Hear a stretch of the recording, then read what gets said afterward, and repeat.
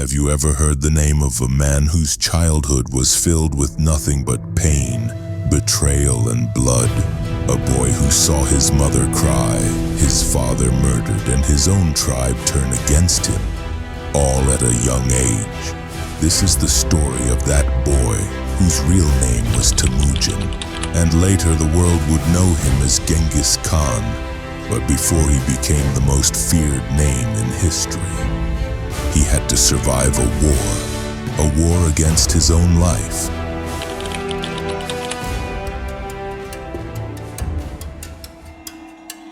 It was the year 1162. In the cold and empty grasslands of Mongolia, a child was born. His mother, Holun, said he was born holding a piece of iron in his hand.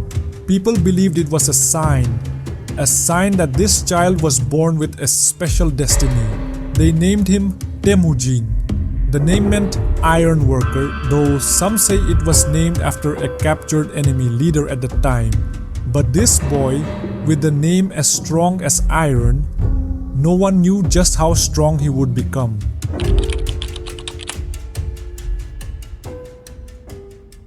Temujin's father, Yasugei, was a Mongol tribal leader, the chief of the Borte clan. But when Temujin was just 9 years old, his father was poisoned. By who? By the same people who once promised friendship. After his father's death, their tribe, the same people Yasugei had once protected, abandoned Temujin's mother and his younger siblings in the wild.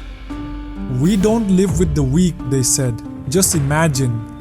A mother, 5 small children, no shelter, no food, and enemies all around. Life became a war, every single day."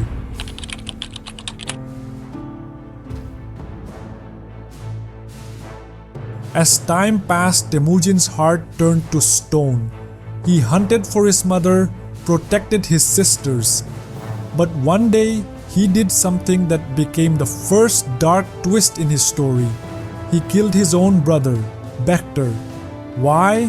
Because Bekter tried to take full control of the meat they had hunted together, and Temujin believed, if there's no justice at home, how can we expect it from the world?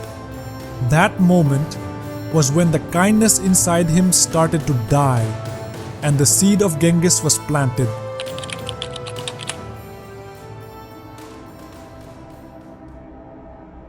But Temujin's life was not only about fighting and survival. There was a place in his heart for friendship, and that friendship had a name: Jamukha. They were not just childhood friends, they were Anda brothers. According to Mongol tradition, when two people swear an oath and eat from the same bowl, they become more than just friends. They create a bond deeper than blood. But as time passed, friendship and power cannot always walk together. When Temujin began uniting small tribes, Jamukha did not like it. He felt Temujin was blocking his path. And then, a turning point came that pierced Temujin's heart. Jamukha declared war against Temujin.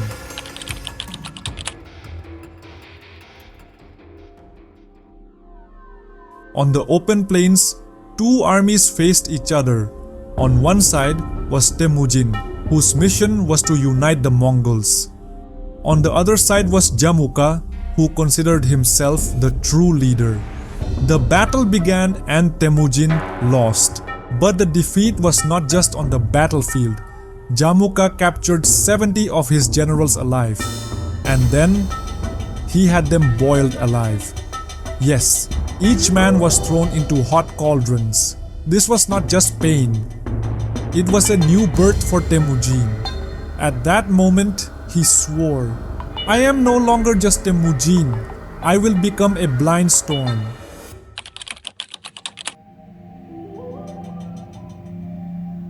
That night, Temujin said just one thing to himself: "I will trust no one anymore. Only the mission will survive." It was that very night that forced Temujin to rise like the sun and later become Genghis Khan, the most feared name in the world.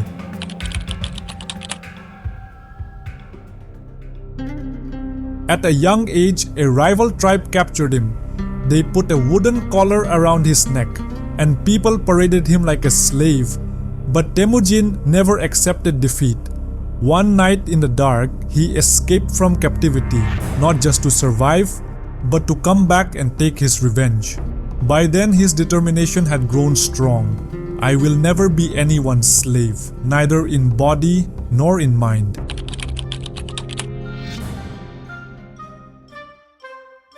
When Temujin escaped captivity and returned, he thought life was giving him a chance to make things right.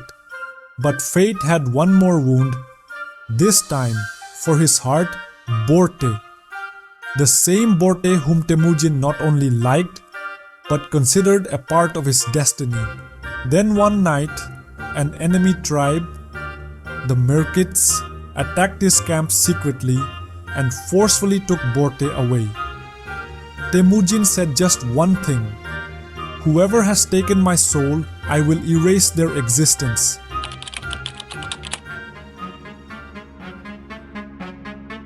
Temujin made a plan with some loyal companions and launched a raid known in Mongol tradition as the love in exchange for blood. In the dark night, the thud of horses, the flash of swords, and in his eyes only one face, Borte. Temujin tore through the enemy camp like a storm and brought Borte back alive and safe. But Borte didn't return empty-handed. She was going to be a mother. And this question arose: was the child Temujin's son or the kidnappers? Temujin never doubted and claimed the child as his heir. This rescue was not just about Borte. It was the first journey in Temujin's life where love and power walked together.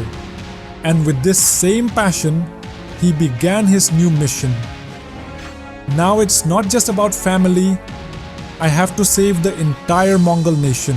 This was Temujin's childhood, a story where his mother taught him how to survive in the wild, where the death of his brother broke him from inside, and the betrayal of friends taught him only one thing: trust no one, only yourself. But this was just the beginning. Soon Temujin will become Genghis Khan, and the world will bow before him. But how? You will see in the next part.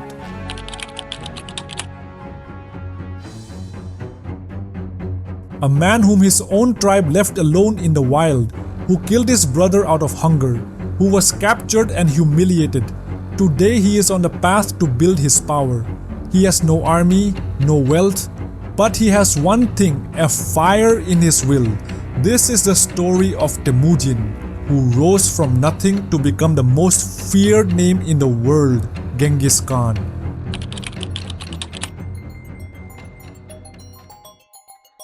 Temujin had now become a young man, but he still did not have a tribe of his own. However, he had learned one thing: every person, whether an enemy or a friend, shows their true colors only when times get tough. With this thought, he started making small alliances. Loyalty became his greatest weapon, those whom everyone else abandoned. Temujin accepted, and slowly, he became a name that people either saw as a sign of hope or fear in their hearts.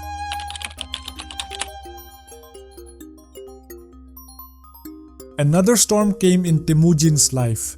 His wife Borte was kidnapped. An enemy tribe, the Merkit tribe, took her away. It wasn't just about his wife. It was about honor, loyalty, and feelings. Temujin decided immediately. He had to bring her back. But how? He didn't even have an army. So what did he do? He asked help from an old friend, Jamukha, and a strong ally, Toghrul Khan. 3 small forces came together for one battle, and Borte was brought back. But this incident planted one more thing in Temujin's heart: the poison of revenge. Now he was not just a man, he was a mission.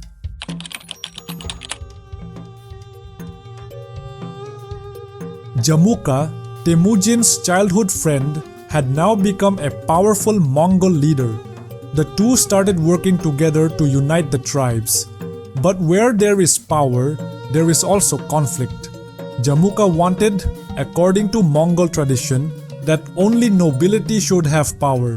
But Temujin said, power should go to those who are capable, not just those born into a noble family. This was the real difference. And then it happened. Jamukha raised his sword against Temujin.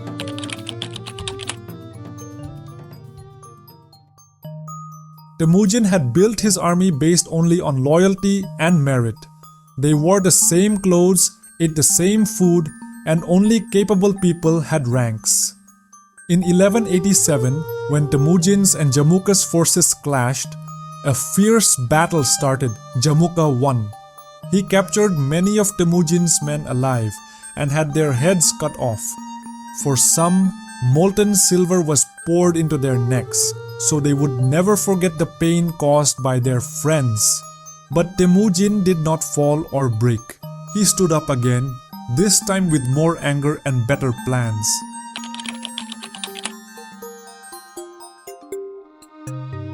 Temujin now invented a new system, where every man got power based on his ability. It was a system where bribery, family name, and status didn't matter. Only loyalty, strategy, and courage mattered.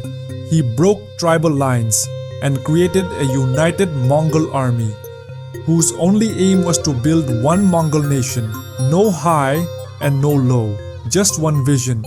Temujin still wasn't a king, but he had laid a foundation that would make him not just a king, but Genghis Khan. He didn't just gain power, he gave a new way where people are known by their deeds, not their names. But the real power would come only when all tribes bowed before him. And that time was not far away. Imagine, Mongol tribes scattered and divided for centuries, each one an enemy of the other. Every night a new battle, every day fresh bloodshed. And then comes a man who says we can all be one. No Borjigin, no Taichiyud, only Mongol. But what was the price of this unity? Betrayals, wars, and a sea of blood. This is the story of Genghis Khan, who conquered tribes not by force of body, but by force of mind.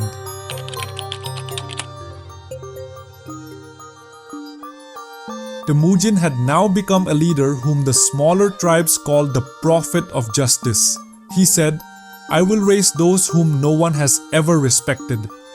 He united those who were tired of the old status, where noble birth meant everything. But this new thinking was a threat to those stuck in old ways. Leaders like Jamukha said, Temujin has killed Mongol traditions. This conflict was no longer just about power. It was a clash of ideologies.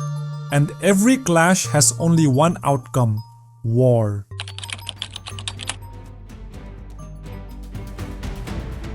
In 1201, an alliance of Mongol chiefs was formed.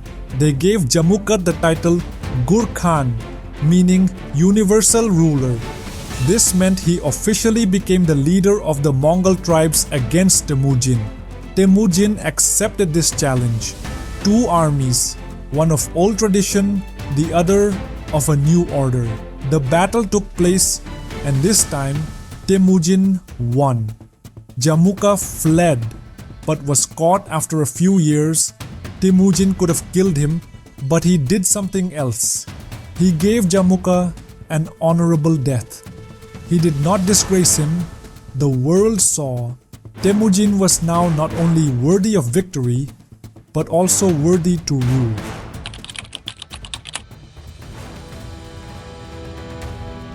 Now Temujin introduced a new law, Yassa.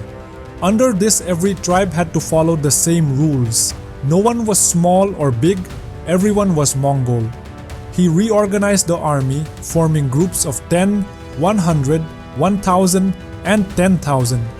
Each soldier was given a rank based on merit, not family lineage.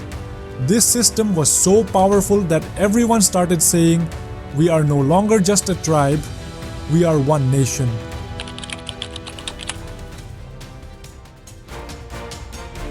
And then the day arrived, year 1206. Place, Onon River banks, all Mongol tribes gathered together.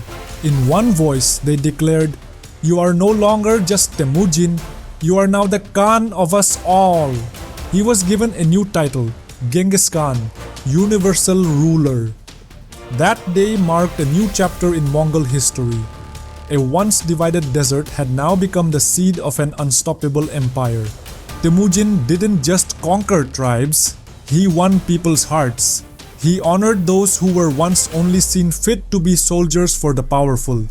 He created a new Mongol where vision mattered more than just a name. But now, Genghis Khan was no longer just the leader of the Mongol tribes. His eyes were set on the world.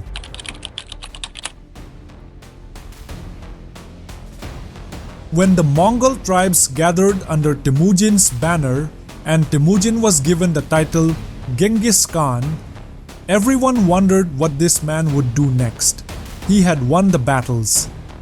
But now, over 1 million Mongols with different languages, customs, and beliefs had to be united into one nation.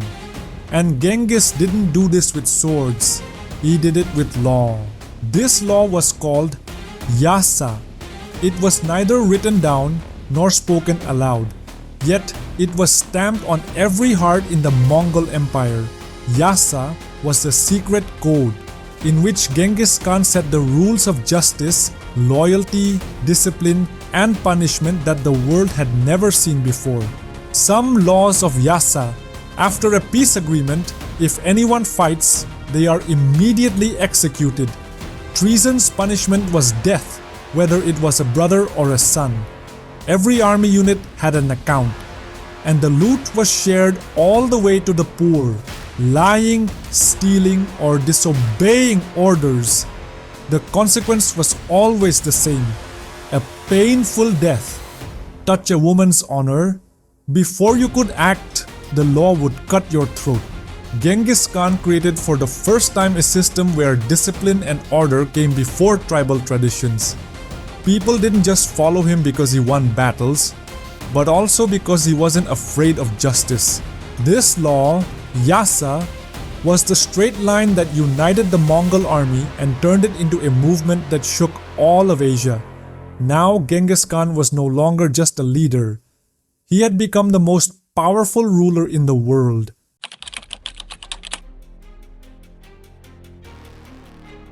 A man whose name made the whole of Asia tremble, who razed cities to the ground, yet spared those who surrendered. His army moved like the wind and blazed like fire. Genghis Khan, a name, a storm. But were these conquests won by sword alone, or did the mind work harder than the blade? Today we'll see how Genghis Khan brought every enemy from Asia to Europe to their knees.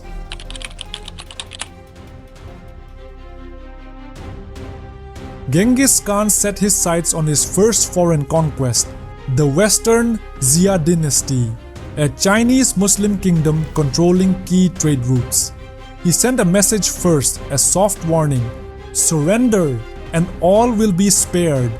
When Western Xia refused, the Mongol storm was unleashed. Cities were razed to the ground, but Genghis Khan understood one thing: every conquered place had to be rebuilt. He destroyed only when necessary. Next target, the Jin Dynasty, the largest empire in North China. This was the same kingdom that had attacked Temujin's tribe during his childhood. This war was both personal and strategic.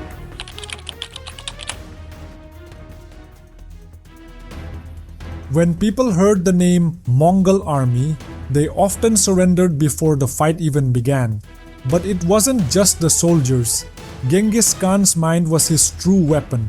He ran extensive spy networks. His men were present in every city.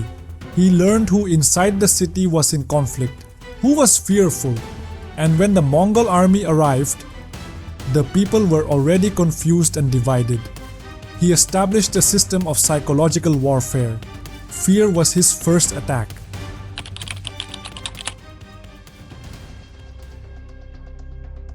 Winning the battle was tough, but even tougher was the loyalty of his own people.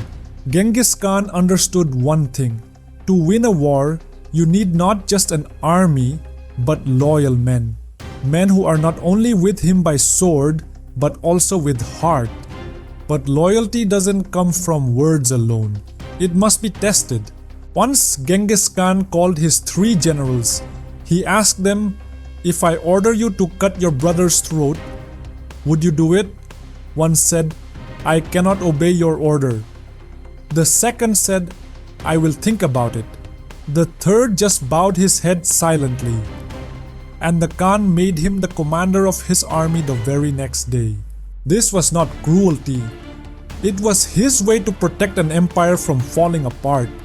Testing loyalty was as necessary to him as keeping the sword sharp. Another time, when one of his trusted generals made a secret deal with the enemy, Genghis immediately summoned him, and in front of everyone he said, "I do not fear my enemies. I fear the one who lives in my camp and stabs me in the back." By the next morning, that general's head was hanging in the middle of the army. Genghis Khan's generals could lose everything in battle, but never their loyalty. Because they knew Genghis didn't just demand the blood of his enemies. Sometimes he asked for the blood of his friends too. And now, his eyes were set on the greatest battlefield of all, where every powerful ruler had once tested their fate, the Islamic world.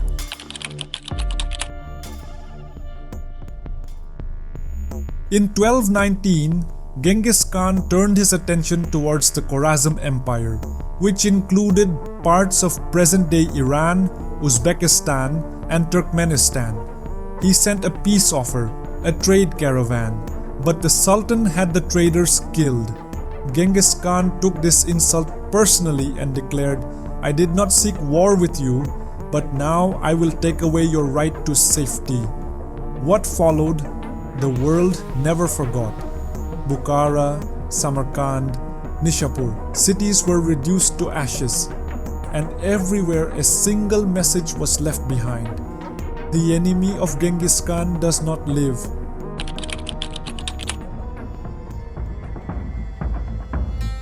Genghis Khan had turned the battlefield into a chessboard.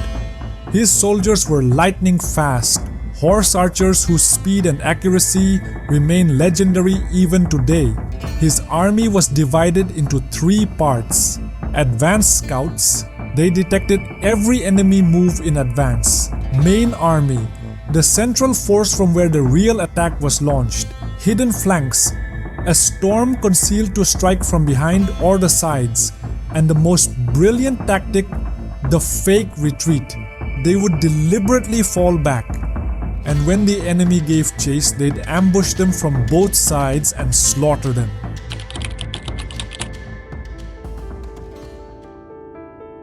After Genghis Khan, his generals, Subutai and Jebe, carried the storm into Eastern Europe. From the Volga River to Kiev, much of Russia fell under Mongol control.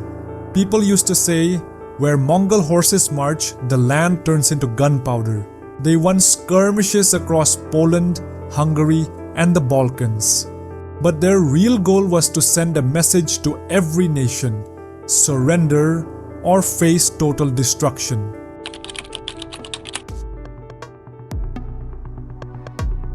Genghis Khan's swords didn't just conquer lands, they redrew the map of history. But when his time came, everything suddenly went silent. No one saw how he died. No one ever found his grave. And those who did turned to dust long ago. They say to hide his burial, 2,000 horses were ridden over the site, and every witness was buried with it. To this day, satellites, archaeologists, and scholars across the world are still searching for that grave. But no one has ever reached that secret. He wasn't just the emperor of war. He became the name of fear, even after death. If you could ask Genghis Khan just one question, what would it be? Drop it in the comments. I'll be reading every single one. But the story doesn't end here. There's another mystery, a shadow hidden not in the battlefield, but behind a camera lens. A tale of secrets, silence, and one of the most brilliant minds in cinema history. Yes, I'm talking about Stanley Kubrick, a man whose death raised more questions than answers. Was he silenced? Click on the video on your screen now and uncover the truth.